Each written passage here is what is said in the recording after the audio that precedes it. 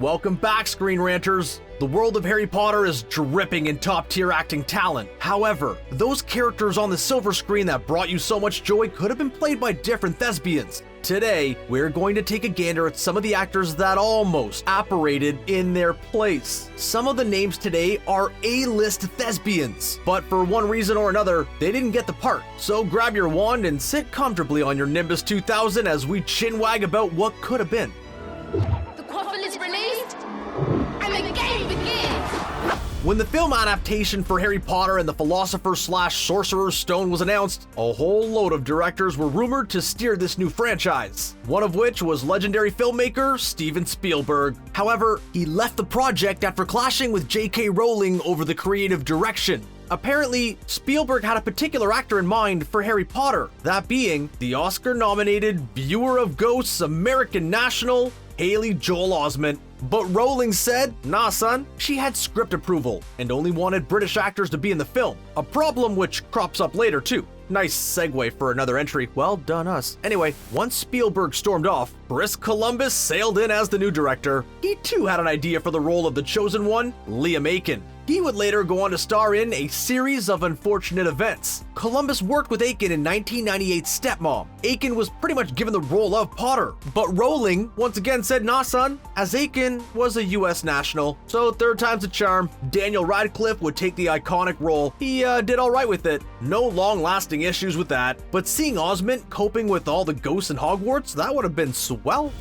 In 2007, multiple sources began posting that Naomi Watts was going to be in Harry Potter and the Half-Blood Prince. The role they said that she was going to portray was Narcissa Malfoy, the mama bear of Draco. Watts was born in the UK, so she ticks Rowling's criteria, but she didn't get the role. It went to Helen McCroy. Fun fact, McCroy was originally going to play Bellatrix Lestrange, but pulled out due to being pregnant at the time. There was a lot of confusion on why Watts wasn't cast. The main rumor is down to her agent. It said that the role was offered through them, but they turned it down before consulting Watts. If that's true, that's pretty bad. More so because Watts has spoken in interviews about her interest in being in the magical franchise. She spoke about having read some of the books. She also mentioned that her son was a fan and it would have impressed him, but she has stated that the only time she heard about the Malfoy role was through the media. Perhaps it was nothing but the media rumor mill churning out more nonsense. Or maybe her agent did reject it and then pretend that they never heard about it once they discovered Watts loved the franchise. If that's the case, it's probably best to lie.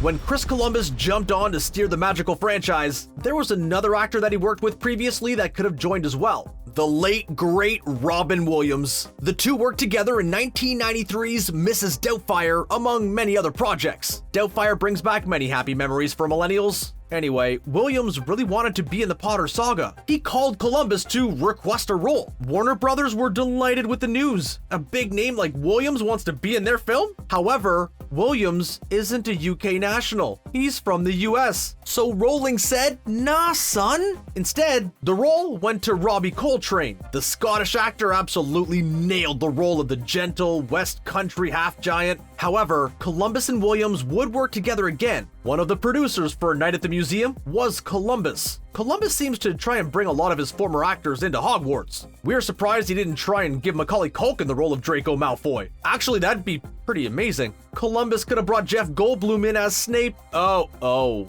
A voluptuous Snape would have been weird. Besides, Alan Rickman with his hair flip? Yeah, that was the best choice. Tilda Swinton is known in the Marvel Universe as the Ancient One. Oh yeah, she's also an Oscar winner. Swinton has carved a career out of the realm of fantasy flicks. She did play Gabriel in 2005's Constantine film after all. So when she was said to be one of the leading actors to be cast as Sybil Trelawney in the Potter series, no one was surprised. She seemed like a great choice to play the scatty professor. Yet nothing came of it. Rumors for the reason behind the change began to circulate. The main story was that Swinton had a scheduling issue. No drama there. However, a story came out later that seemed to suggest another reason. Swinton stated in an interview her displeasure at boarding schools when asked about Harry Potter. She said, quote, "I think they are a very cruel setting in which to grow up, and I don't feel children benefit from that type of education. End quote. It seems that Swinton had a dreadful experience in boarding schools when she grew up, so much so that it's haunting her to this day. Considering Hogwarts as a boarding school that's important to the plot, it's probably not the best role for Swinton to take. While Swinton never read tea leaves, Emma Thompson was able to. She went on to sporadically pop up in the franchise.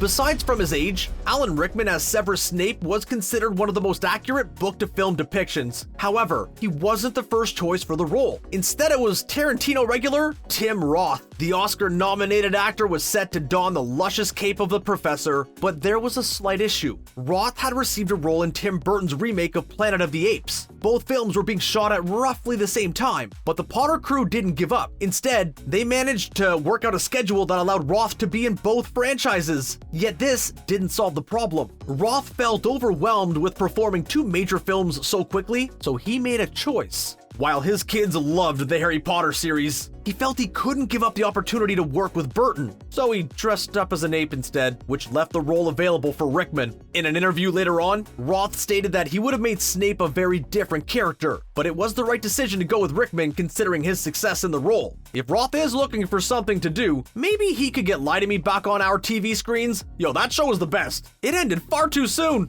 Thanks, Fox.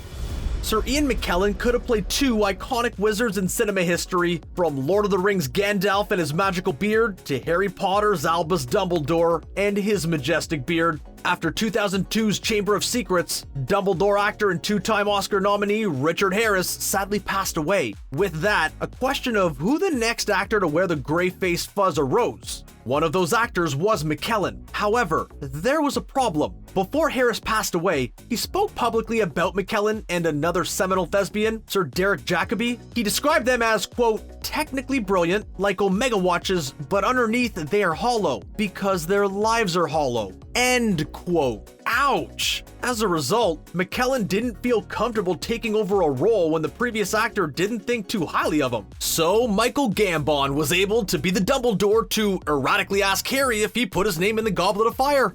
Harry, did you put your name in the Goblet of Fire? No, sir. You're absolutely sure? Yes. Ah, good times. But not all is lost. McKellen got to keep being Magneto in the X-Men franchise.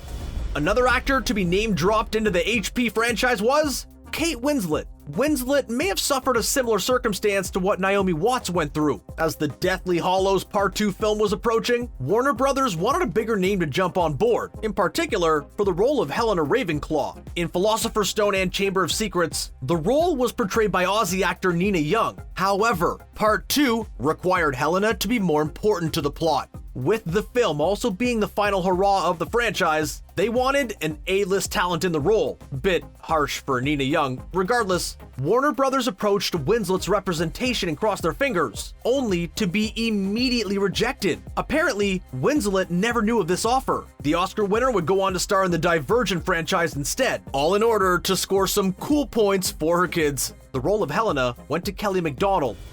The future Pattinson, Robert Pattinson, as we all know, got his rise to fame due to the Harry Potter franchise. There, he played Cedric Diggory, a character that helped mark the return of Voldemort, but it could have been very different. Future Superman, Henry Cavill, also auditioned for the role, yet Batman snuck in and stole it from the Man of Steel. Later on, Cavill auditioned for the role in Twilight. Can you guess which role? Yeah, Edward Cullen. Honestly, he probably dodged a bullet there. Not many actors came out of that franchise too well, but once again, Cavill was rejected in favor of Pattinson. But Cavill never lets rejection get him down. He also auditioned for James Bond in Casino Royale and as Batman in Batman Begins, which is kind of inspiring in a way, but there's a lot of Batmen that are wrecking Cavill's career course. Kenneth Branagh would get the chance to join the Harry Potter universe as Gilderoy Lockhart in the Chamber of Secrets. Lockhart is the legendary icon that turns out to be nothing but a massive liar. That letdown still hurts us to this day. Anyway, instead of Shakespearean actor Branagh in the role, there was someone else considered. It was the rom-com king himself, Hugh Grant. It seems like a really strange casting. However, it was all but confirmed. Grant's agent even stated that Grant was really preparing himself for the role, so much so that Grant even dyed his hair blonde. But then, another offer came across their table. Now, Grant had to choose. Does he go with a supporting character in a franchise or take a main part in another film? Well, he obviously went with the main part offer. The film in question is 2 Weeks' Notice alongside Sandra Bullock. Yeah, not a film that lives long in the cinematic memory, but still, he got to be on the poster of the film, which he wouldn't have been for Chamber of Secrets. Only the main cast and Dobby for some reason. Nah, who we kidding? Dobby deserves all the publicity. Finally, the last one on our list is someone that's currently connected to the Potterverse. He may have ended up going the long way around, but Eddie Redmayne now plays Newt Scamander in the Fantastic Beasts saga. However, it could have been so very different. Back when Redmayne was a university student, he tried out for a role in the Chamber of Secrets. The role was for young Tom Riddle, the incarnation of he who should not be named that manipulated Ginny into opening the chamber. But Redmayne had no luck in securing the role. He stated that he properly failed at the audition. Instead, the part went to Christian Coulson. Coulson was playing a 16-year-old Riddle, but in reality was 24 at the time. Later on, when the filmmakers decided to flash back to a young Voldemort for the Half-Blood Prince, they then decided that the then 29-year-old Coulson was too old. So, even though Redmayne was turned down, he still held out hopes of appearing in the Potter world. He really wanted to be one of the Weasleys, but instead, he gets to be the main face in introducing a whole new generation into a world of magic. Yeah, it's a tough life. And that's a wrap. Well, with all this Harry Potter chatting, we are going to see which house we would be in on Pottermore. Again, which house do you think Screen Rant would be in? State your case in the comments below. If you're feeling magical, that's corny. Anyway, if this video sparks some Potter curiosity, then give us a like and share the video to all. If not, do those things anyway to spite us. Thanks for watching today. Later, Dobby Gators.